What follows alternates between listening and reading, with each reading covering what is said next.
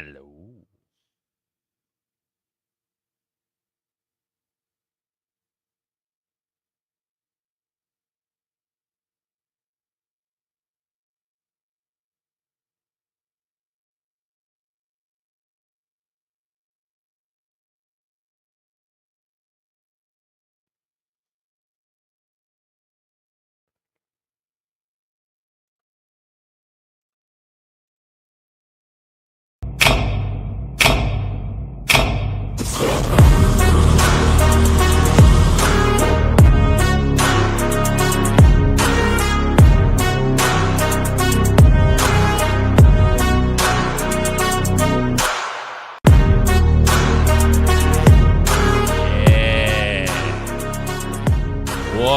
What's up, everybody? Welcome in. It's the Wrestling Man. I'm Matt Camp. How you doing?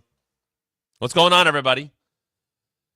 What's going on, everybody? Good to have you. And it's Tuesday morning. Hello. Thanks for being with us. As always, you know where to go. TheWrestlingMatchShow.com. It's right above Todd. Good morning to you. Good to have you here. Nerdy Dude, I am well. How are you? Yesterday, took the day off for Veterans Day. But back at it here today to get the week rolling here. Decent amount to get to. A little news this morning. Collision's coming to Hammerstein. I love it. Dynamite's actually going to be like 10 minutes from my where I live tomorrow night. Maybe I will make a little journey down 95 and over to Bridgeport for Dynamite tomorrow night. I don't know. Maybe I will. Maybe I won't. But I'll be here with you. And I'm here with you right now. Thanks for being with us here at TheWrestlingMatchShow.com. Subscribe to YouTube. Subscribe where you get your podcast if you have not done so already. Become a member. Here's what we're going to be doing for members later this week. I am going to have my NXT prospect rankings coming out later this week. It'll be a members-only video first. We're going to do this probably once a month. Probably once a month, we're going to do NXT prospect rankings, and I am going to be doing every Friday the most interesting wrestlers of the week. So we will be doing those segments. Most interesting wrestlers of the week will probably be the basis of the majority of our Friday shows going forward, and the NXT prospect rankings will come out once a month. So some things to look forward to. The prospect rankings will be out for members first, just like this right now here at 11:05 a.m. Eastern on this Tuesday morning, November 12th. This is members first at 11 a.m. Eastern. Everybody else at 5 p.m. Eastern, whether it be watching here on YouTube or wherever you get your podcast. Sorry about the podcast. If you know we had an issue with that, it'll be fixed later on today if it isn't already. Make sure you think about becoming a member down below or at TheWrestlingMatchShow.com. Down below, hit the join button. Make sure you're leaving comments on what we're getting into here. Good to have those comments. Good to see your feedback there. Love to see that. So a couple things I want to get into. Survivor Series is taking shape. Once again, it was a double Raw taping last night, so no spoilers. No spoilers, which does hinder my ability to talk about the women's WarGames match a little bit. But I'll be able to handle it. But coming off a Raw with WarGames Survivor Series taking place. And what I want to get into is Gunther Priest 2. A solid segment last night on Raw. Does it make you care anymore about that match? Does it make you believe that Damian Priest can win the World Heavyweight Championship for a second time in Survivor Series? Does that match feel big enough to put on Survivor Series?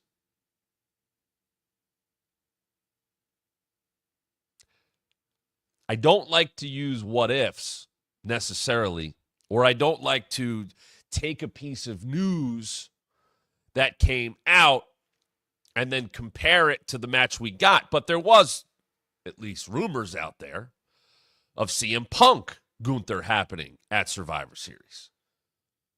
And a lot of people were excited about that. Yours truly included. But, and this is something that really has only come to me in the last couple of days.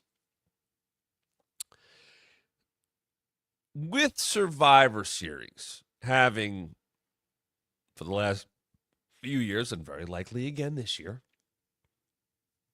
2 WarGames matches with a lot of story being built into those matches, with a lot of backstory, a lot of history being built into those matches. They become the focal point of the show. And in a way, it reminds me of the Royal Rumble, where the Royal Rumble is about the 2 Rumble matches. Now, look, we see champions defend their titles at the Royal Rumble. I think far too often, especially as it relates to the women in recent years, it won't be the only time I speak about the women not getting booked properly, but I think especially in terms of the women in recent years, the Rumble has been a tiny road bump, a tiny speed bump on the road to WrestleMania for champions, at least at the Rumble, because it doesn't feel like the title matches at the Rumble. And look, you're going to point to Kevin Owens and Roman Reigns last year, and I'm going to go, you're 100% right. But I would point to the Fatal 4-Way this year with AJ and AJ Styles and LA Knight and Randy and Roman, and I go, yeah, that one was pretty obvious. But it feels like there is this, what would you call it? This focus on the WarGames matches, just like there's focus on the Rumble matches. And then the title matches and the other non-WarGames or non-Rumble matches don't mean as much. I remember in Chicago, I was doing a watch-along for Survivor Series 2019. That was the NXT, WWE, Raw, SmackDown, NXT whole thing, right? And they had the board all night. And there was a Rey Mysterio, Brock Lesnar, WWE Championship match. And Dom got involved, and that's when he was still a baby face. And, Rey got bounced all over. You knew Brock wasn't losing. And it was fine to put Brock, Rey in a Survivor Series where other stuff was going on. And that was the Raw, SmackDown, NXT Survivor Series. I'm even saying in recent years with, the Bloodline a couple years ago, with the big moment with Jay and Sammy. Last year, Orton came back and Punk came back. The championships didn't matter as much. And I still don't think they do. Like right now, Gunther Priest, it's fine. They had a good promo segment. Priest went very B-Rabbit on 8 Mile and told Gunther, oh, here's all that stuff you're going to say about me. I'll say it first and throw it in your face. Oh, cool. Now the chamber's empty and you got nothing else to say. Like, that was good. That was good. I like that Priest said, hey, I might have been a little intimidated the first time, but Finn Balor's the reason you won the time. Priest was fantastic last night. I know he's over. And I will say this is one of those situations where I got to break it down in 3 ways. As a fan, as an analyst, and then as someone who's in the industry or would have to sell this. So if I am having to sell this match, I'm a commentator, I'm whatever, I can make a big enough deal about this. I could say, hey, Damian Priest was starting to really come into his own as a champion at SummerSlam. He ran into Gunther, who had only been beaten once by Sami Zayn. And, Priest had distractions of the Judgment Day. And obviously Finn Balor played a big hand in him losing. And, but Priest has only picked up momentum from the fans since then and has pushed Judgment Day behind him, it seems like now. So there should be no distraction. And, maybe he'll have a clearer head. And, man, he came out a hell of a lot more confident tonight. Good. Okay. I can sell that match if I have to be an analyst. If I have to look at this as a fan, if I should say, I can sell that match if I have to do it within the guise of the company. If I am a fan, am I excited about this match? Do I think Priest can win? Here you go. Even more important. Do I want Priest to win? Do I want the babyface to win?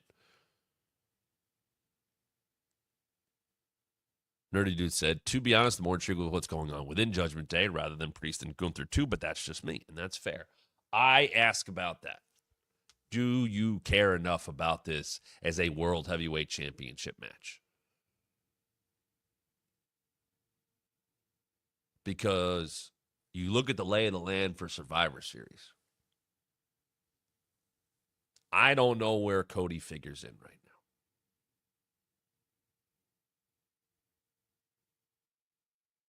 Does Cody end up on the Bloodline team?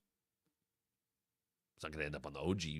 Not going to end up on the new Bloodline team. Like, but is it going to be Cody and Kevin at Survivor Series? Are they holding that for Saturday night's main event? Because now I come into the analyst part, right? Now I look at this sitting in this seat and go, yeah, Gunther Priest, whatever.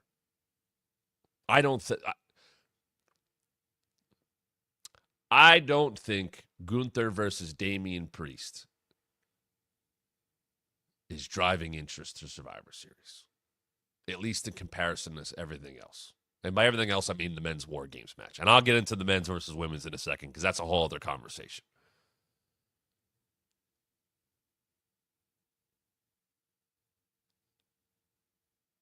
WWE has, in the past, recently, and maybe into the future, been able to get away with one very hot story, wrestler, angle, feud, rivalry, whatever you want to call it, carrying things. Carried SmackDown for a very long time. Carried it for a lot of this year. I do think SmackDown has filled out a little bit more. But there is no doubt the men's WarGames match has been layered in history, in family, in recruitment, in intrigue, in reunions, in tying the story to WarGames 2 years ago, tying the story to the WrestleMania this year, tying the story to WrestleMania last year, tying the story to Royal Rumble last year. So many different things. And in the best way possible. And there is no doubt in my mind that people will be and should be hyped up for the men's WarGames match, which I cannot doubt at all the crowd reaction and interest to how Roman's team has been built. I feel like it's been a little fast. It feels like people are getting over their past problems a little too quickly when they express doubt, anger, whatever you want to call it. Like the fact that we got the OG bloodline back together already seemed like it went pretty fast. Now, is that because we got to get to 5? Yes. I assume that's part of it. You need to have the teams firmly in place, and you need to be able to build those stories. Now, here's the thing. You already have the bloodline story built in. You could have played that up a little bit more for maybe another week or two about Sammy being up in the air. However, they locked him on. And the conversation last night was about the 5th man. And Seth Rollins came into play. And they had Seth interact with Sammy, which I loved. And they had Seth interact with Solo, which I loved. And it's another example of wrestlers not having tunnel vision, or at least not being booked to have tunnel vision. Seth Rollins still dealing with Bronson Reed. We'll deal with him next week. Interestingly enough, and I know that match was taped last night, but interestingly enough, Seth Bronson 2 is happening, or Seth Bronson next part of this feud is happening on Raw next week.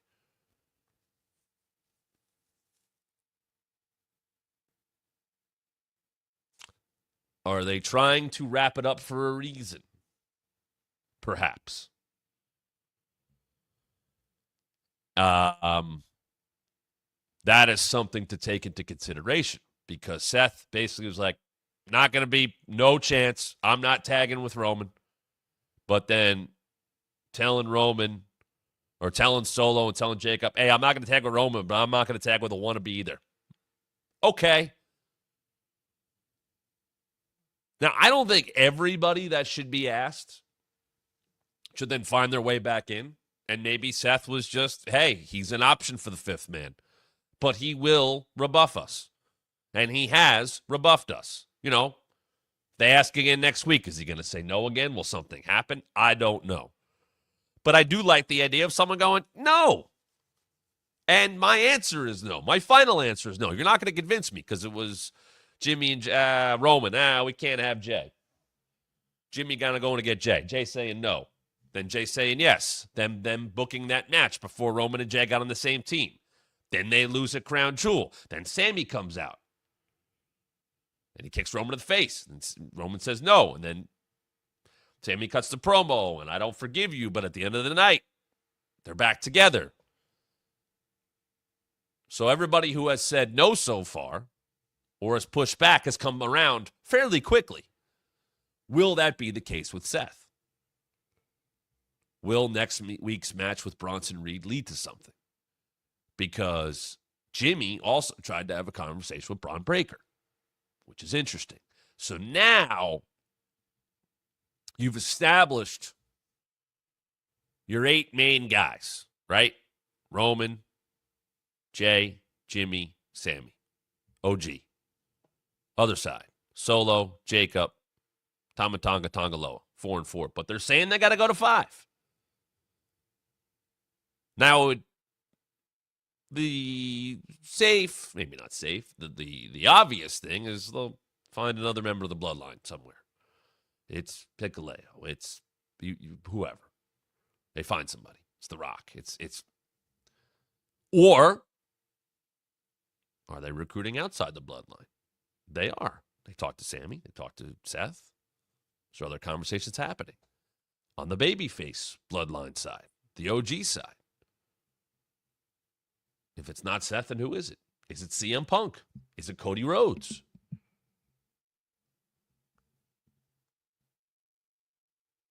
There's intrigue. There's story. There's recruitment. There's layers to this.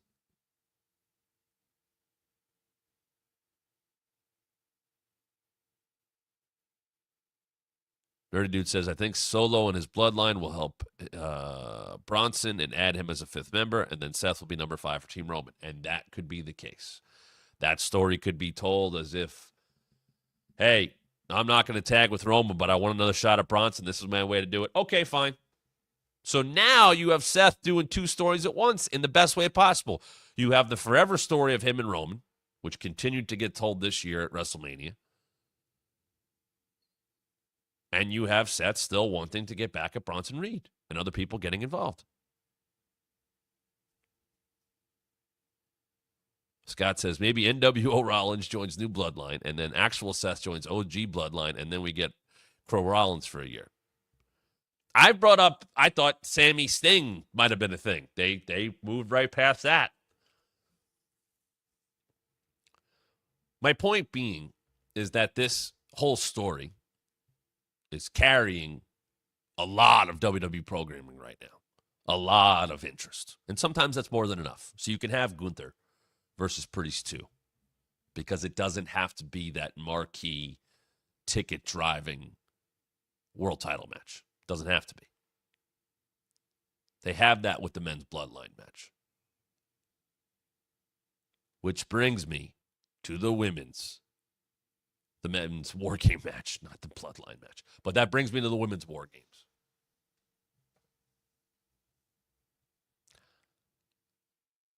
I talked about last week, and many times on the show before, the idea of stakes.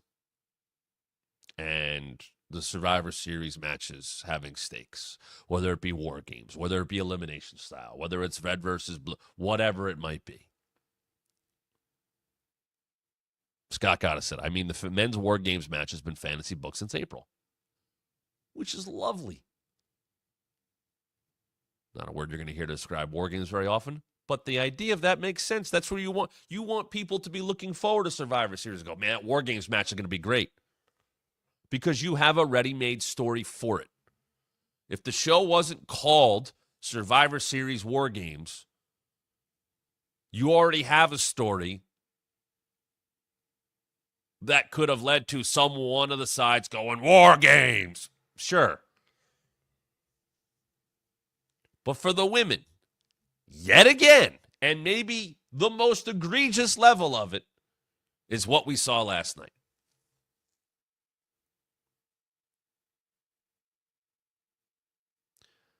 Bianca and Jade are taking on Liv and Raquel. Nia gets involved. Tiffany gets involved. Naomi gets involved. Io gets involved. And once again, I'll limit it to the show we saw last night and not the second show. Not the tape show. It was run in a mania. And now let's assess what the sides look like.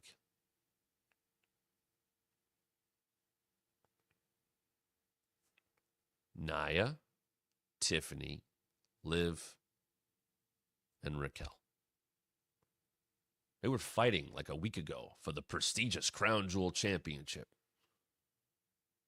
Right out the window.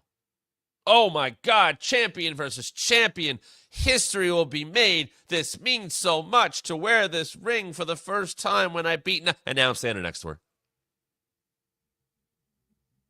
In War Games. Like they literally just had a champion versus champion match. And Raquel had got involved. And she cost Nia and Tiff and all of this overbooked horseshit. And now they're on the same team a week and a half later. Jade and Bianca. Sure, Naomi's going to back them up. Io? Damage control? Io cashed in on Jade, on Bianca. Now they're all buddy-buddy. They were dancing after the show. Does Kevin Owens really have the only long memory in all of WWE?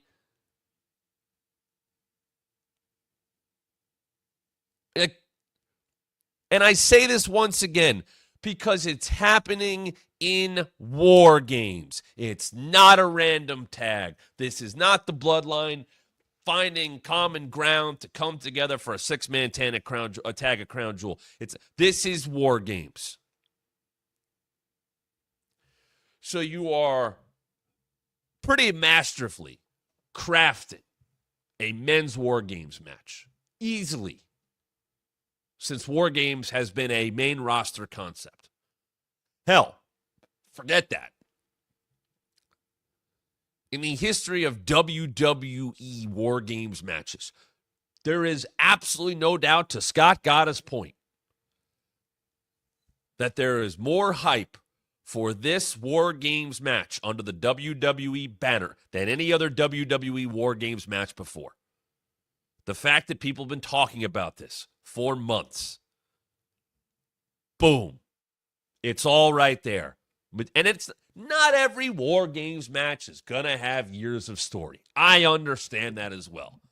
It is perfectly lined up. It doesn't feel like they are booking the match to fit the show.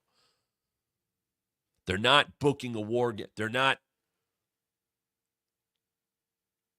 shoehorning in a rivalry into a War Games match. The men's match absolutely deserves it.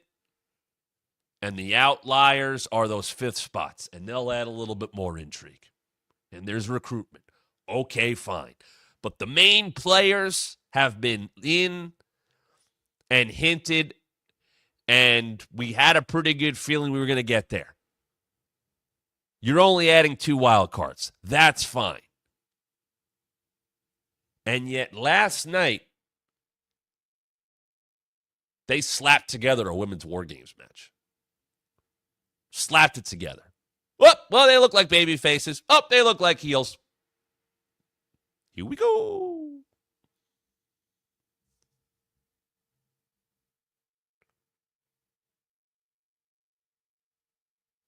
If you're going to tell me that Io and Bianca and Jade and Naomi are going to find common ground by Survivor Series, all right, fine. I can live with that. But how come Sammy had trepidation? How come Jay had trepidation? How come Roman had trepidation? How come Jimmy had trepidation? How come Seth had trepidation? Yet, Jade and Bianca are like, cool, damage control. Io Sky, she's no problem. Like, not a hint of animosity. Not a hint of tension. Just, oh, you're all women baby faces.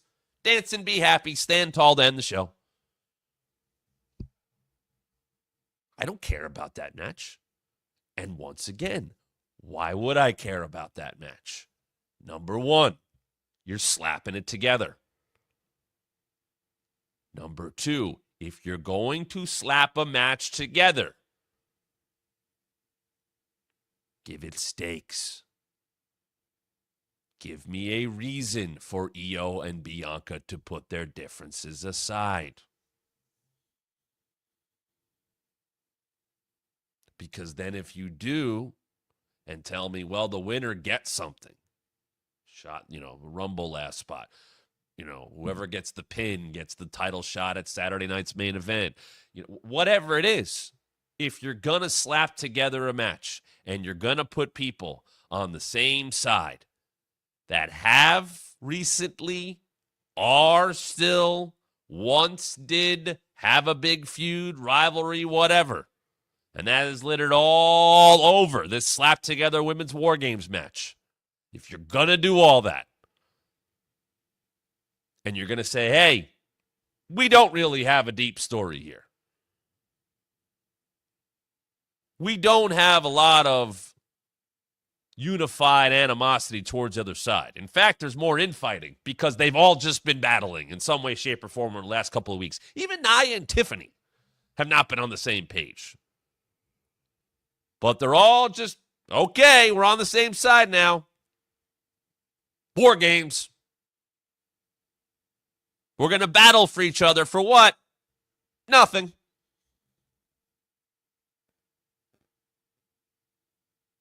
Why does Naomi care about Raquel? You could point to something. Now, Scott just said, I wonder how much they pivoted because of Rhea's injury. And that is certainly fair. And I will take that point into consideration. Absolutely. But she was going to be in WarGames, right? I mean,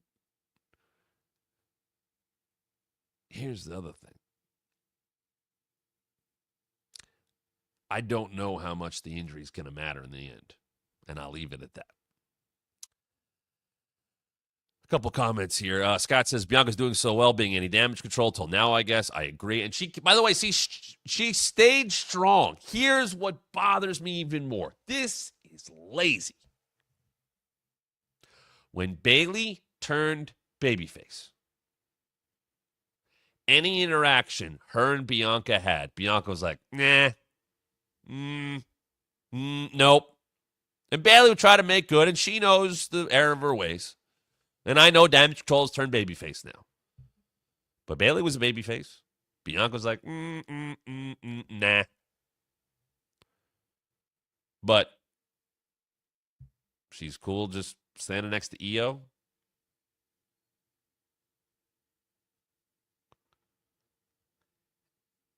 There's too many holes in this. It's sloppily done. And I get back to the question, why is the men's WarGames match getting more care than the women's?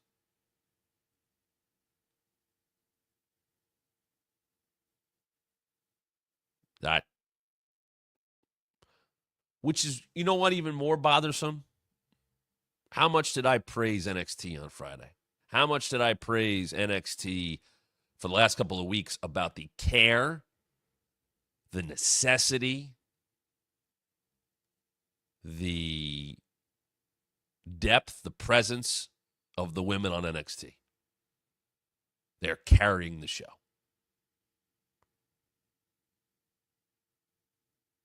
NXT is a women's show that also has Trick Williams and Tony D'Angelo.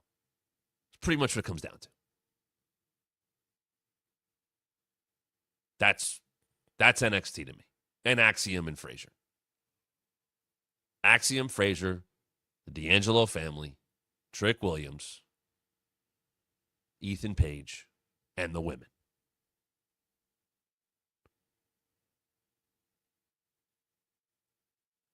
The effort can be there. The effort can win you a ratings night, because it did last week. And yet, the ball gets dropped 5 days later by slapping together a WarGames match with no stakes. Then you go, well, what about the stakes of the men? That's personal. That doesn't need stakes. That's about destruction. That's about locking 10 guys in a double cage, double ring, and letting them beat the hell out of each other because they don't like each other. They're fighting for supremacy. That's fine. Not everything has to have a stake of it's a title match or a contender match or earning something. I'm not saying everything needs that. And the bloodline story is personal. It is about family. It is about years of history. It's all there. It's about survival of what is the better group. That's plenty. What are the women fighting for? They're cool because they were all on the same side of a run-in last night? That's the story you're telling me?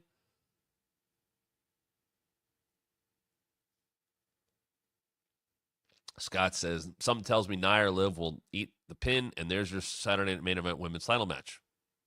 Here's the thing, though. Io's already number one contender. Naomi gets Nia for the women's world champion for the WWE Women's Championship on Friday. We already have contenders, and I know they've done that before. Is Io getting her title match before Survivor Series? Is Io going to pin Liv? Liv got pinned last night. Is Io going to pin Liv at Survivor Series to take the momentum into Saturday night's main event? Honestly, if Io pinned Liv at Survivor Series, it's kind of like, all right, great. They're going to wrestle again. I'm not hyped up for Io Liv because it's not what Liv's doing right now. Liv is a chicken shit heel. We are not going to get some great Io Sky match against Liv Morgan. That's not what Liv Morgan's doing right now.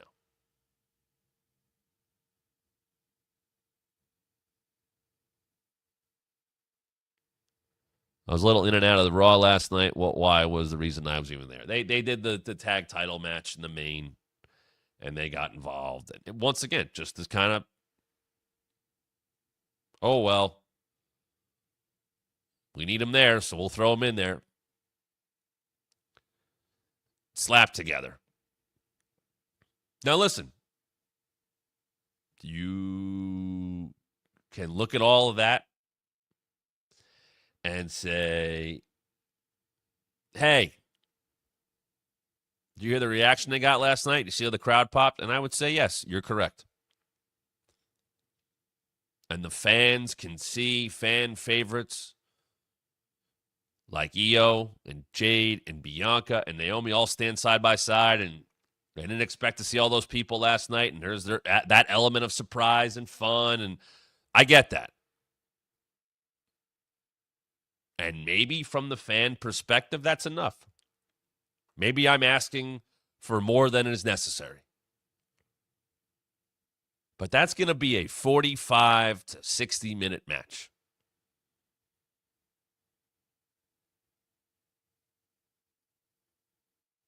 Io's probably going to do the trash can spot again, and that'll be a moment, and I get that.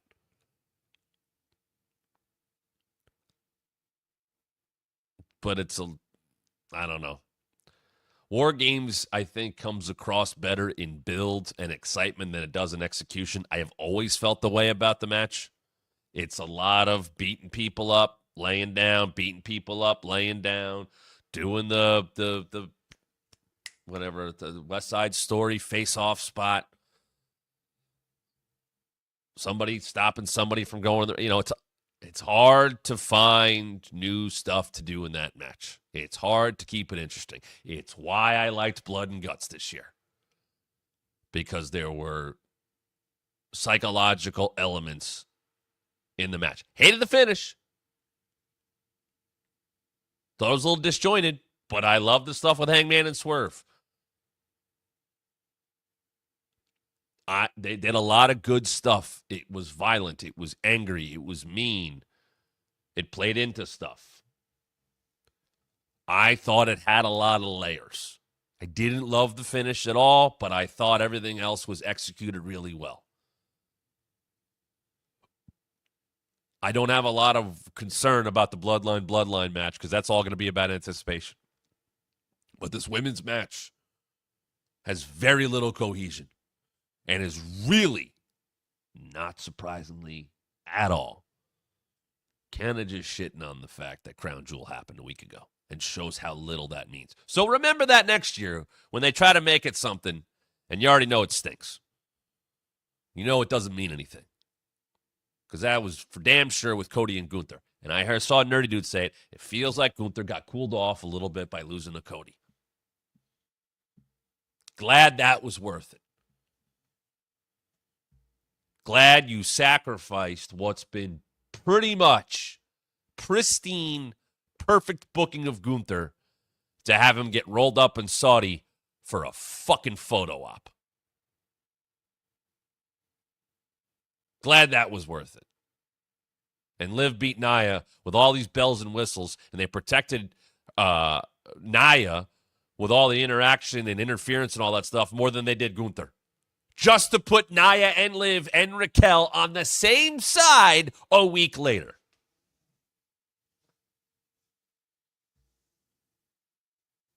The analyst in me says that's garbage. If I had to promote it, the men's one's easy. The women's one, I'd be leaning into, well, you gotta find friends where you find them. And you know what would have been tough last night? Explaining why Io and Bianca and Jade were cool with each other. I hated being put in that spot. How do I make sense of a logical booking without calling it out? Because they didn't act that way, so I can't really push that envelope necessarily. A heel could. A heel should. That's what Liv was doing with Bianca and Jade. One of you is better than the other, right? Come on. No. We're united. Hey, we're friends with the Io Sky again. Well, it looks like they put their differences beside them for some reason to have this match where the winner gets nothing. Since when has Io had a big issue with all the people in that match? She came out to go after Nia. Great. Whatever. It's not showing your work. And I think it would never happen to the men. And when in doubt, it happens to the women. When in doubt, what gets cut? What loses time? The women, a lot. Still a thing. Which once again is wild to me because of what we're seeing in NXT. And we're seeing that the women are the future of WWE in terms of the star power, in terms of prospects. And they're drawing. NXT beat AEW last week, opening and closing with the women. It's a fact. That's what the ratings were. That's what it showed. Jade, Bianca, massive stars. Liv, not a super big fan of her. They click well. They do well. It's there. It's like they just said, we don't need to tell a story for this one. Put it together. We have the men's WarGames match that's carrying us anyway. And that's 100% true. They can get away with sloppy,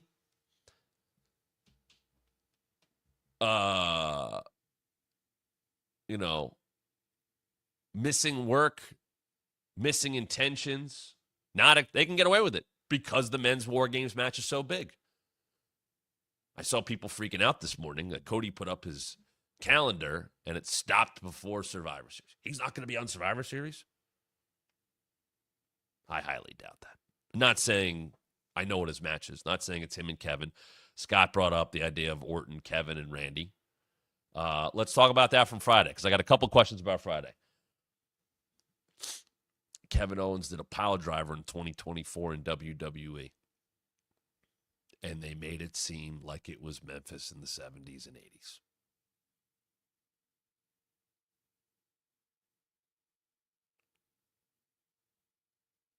They made a pile driver matter. And I saw people go out there and go, there's destroyers and all that stuff all the time. Not in WWE, there's not. The most holy shit thing as related to a head spot like that. There's been some brain busters here and there. But Sammy pulling out the top rope brain buster to Gunther at WrestleMania was a real sign of, okay, there's trust in the wrestlers to do the big stuff when they need it. And when did he pull that out? For the first time in WWE, when did Sammy pull that out? At WrestleMania to beat a guy who was undefeated.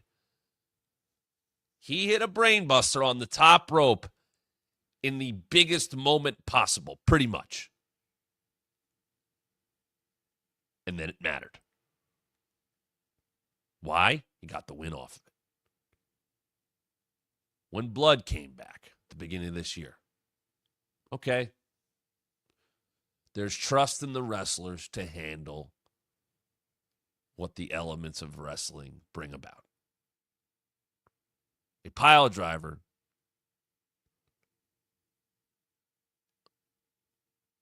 being sold the way it was by Randy, by the officials, by commentary, by the other wrestlers. They made it dangerous.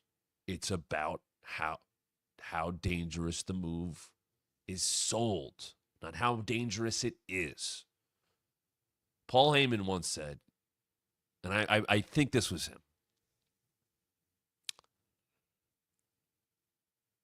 you can get a bear hug over in a few months if you do it the right way. They used to take those shots of Great Khali and his massive hands, and I can do this because I have big hands, just like crashing right like you just see people's face, and then he would move them around so it looked like the jaws and the eye sockets and the skull were getting crushed. If you're listening on podcasts, I'm crushing my own face with my hands. And it looked brutal because they would zoom in and you'd see crush the actual Hawaiian Kona, whatever. When he did it, the cranium crush. Giant, muscular guy crushing a jobber, smaller guys. It looked brutal. They're not doing anything. They're just moving like this is me keeping still. But if I move my hands a little closer together, it looks like I'm getting crushed this way. The heart punch. The Von Erich, Baron Von Raschke, the claw. It's all about the selling of it. So when you do a move that hasn't been used, if I am correct, since February of 2012, or would this be leading into 29? 2013? Yeah. When Punk hit the pile driver on Cena, called it on the fly, illegal, got fined for it. Listen to Cole and Lawler sell it. and listen to the crowd go nuts for it because it wasn't done. Kevin hitting a pile driver, a straight pile driver.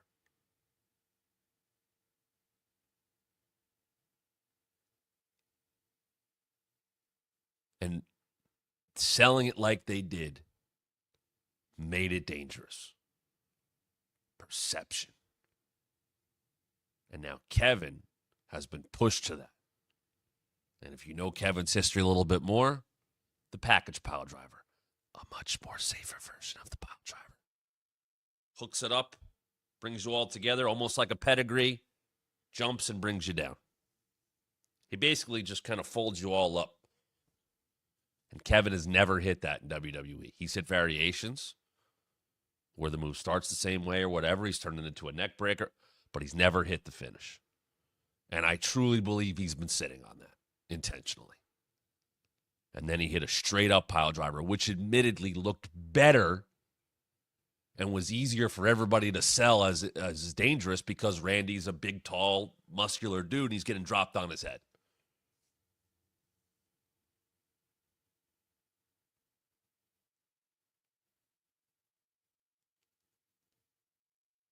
They added juice in a big way. Great execution. Would love to see more of it. Very old school. And it worked. Now, I was asked about the United States Championship for the women, which Nick Aldis revered last week. I had thought there might be a secondary title being introduced when the Crown Jewel Championships were introduced. Not the case.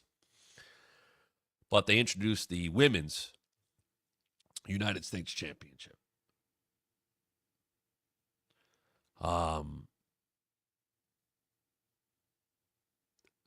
They did not introduce the Women's Intercontinental Championship, and I hope they don't. I saw a decent amount of excitement for it. I saw people like Chelsea Green and Meechin and Piper Niven all talking about it, and those feel like the right kind of names to be involved for it. I saw Bayley bring it up. Bayley's won everything in WWE.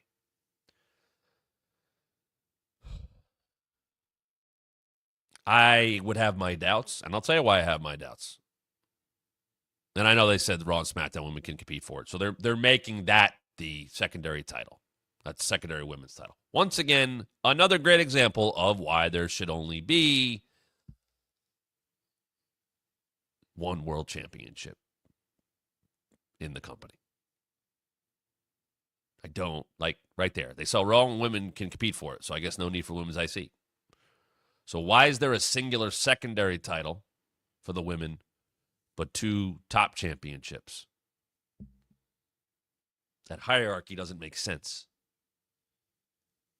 You want to have two secondary championships and one top title. That makes sense.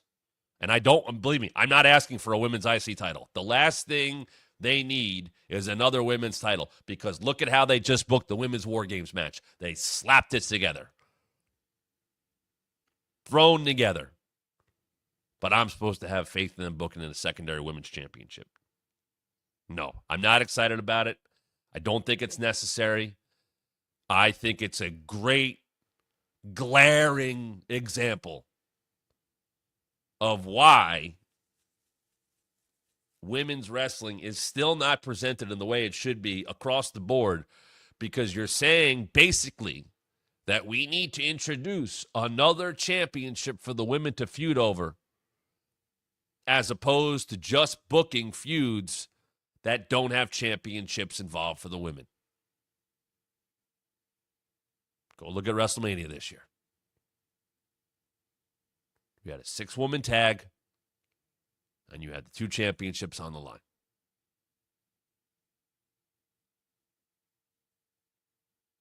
Why were Trish Stratus and Becky Lynch able to battle the way they did? Wasn't a good feud until the end. Why did Shayna Baszler and Ronda Rousey were able to heat something up last year? Because they had a personal issue. I'm not saying it was good in the end, but the women shouldn't need a secondary championship to justify a rivalry. And that's what it feels like they put together. Meechin and Chelsea Green for a month and a half was a SmackDown feud, and a pretty solid one at that.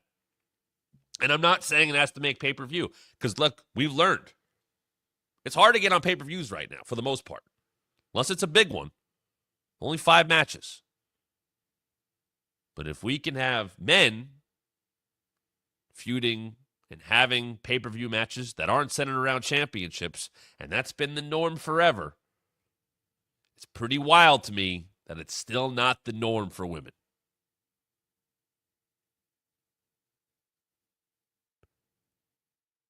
I have to be honest, Nerdy Dude says, and don't take that as a knock on the women in WWE. Just look at the booking of last night's Raw, and you want to tell me they need a secondary belt? The booking has to be much better in general. Yes, you have to.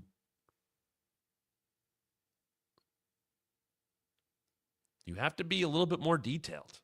They're good. They're interesting. There's more talent than ever before. There is more talent in pro wrestling right now than ever before. I truly believe that. Quality television talent. And that becomes a challenge for bookers.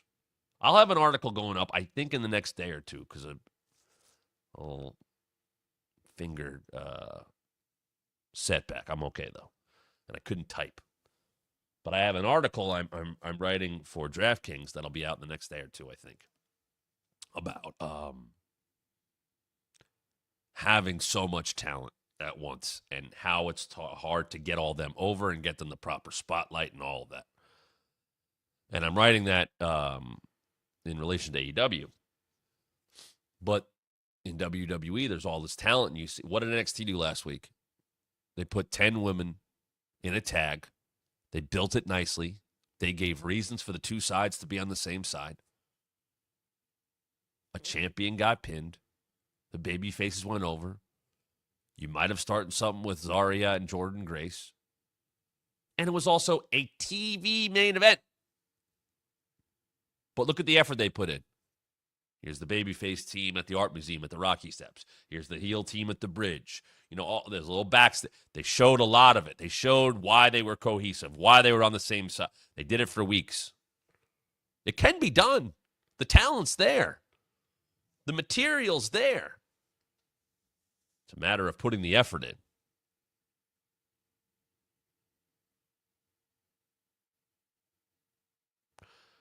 Nerdy Dude says, if not booked correctly, why bother? You know what I mean, man? Absolutely. If it's just there, like right now, the newest championship, it's not new, but it's the newest division in WWE or whatever you want to call it in terms of a women's champion. I don't want to hear about speed. Was the women's tag, and that has been a mess. Why? Because they didn't have teams. They threw people together to fight for titles. There's a couple of teams. So if I don't have faith in that, why am I going to have faith in a secondary women's championship? I would like to be wrong about that because the talent is there. But let's see if they can get it right. All right, tomorrow we'll be back. We'll be talking NXT. Coming up later on this week, NXT prospect rankings for members first. Friday, we are going to have the most interesting wrestlers of the week, my rankings of that. Not necessarily rankings, but more of a discussion. And hopefully I may or may end up being at Dynamite. So you might get like a live review of that on Thursday. But plenty here to come. Thanks for sticking with me on the day off. Head over to ProWrestlingTees.com/TheWrestlingMat to get your Pro Wrestling Tees Wrestling Mat merch. Right there, TheWrestlingMatShow.com. All the info you need to learn how to become a member. You can hit join down below. If you want to be a member, guess what? If you become a member, you get this show first and live every single day at 11 a.m. Eastern. Everybody else gets it at 5 p.m. Eastern. Subscribe here at TheWrestlingMatShow.com on YouTube so you don't miss anything. Subscribe wherever you get your podcasts so you don't miss anything. Make sure you hit us up on social media at WrestlingMat23, Instagram and Twitter, at the Matt Camp, Instagram and Twitter. And that's going to do it for today. So I will be back tomorrow to talk about wrestling even more right here on the Wrestling Mat.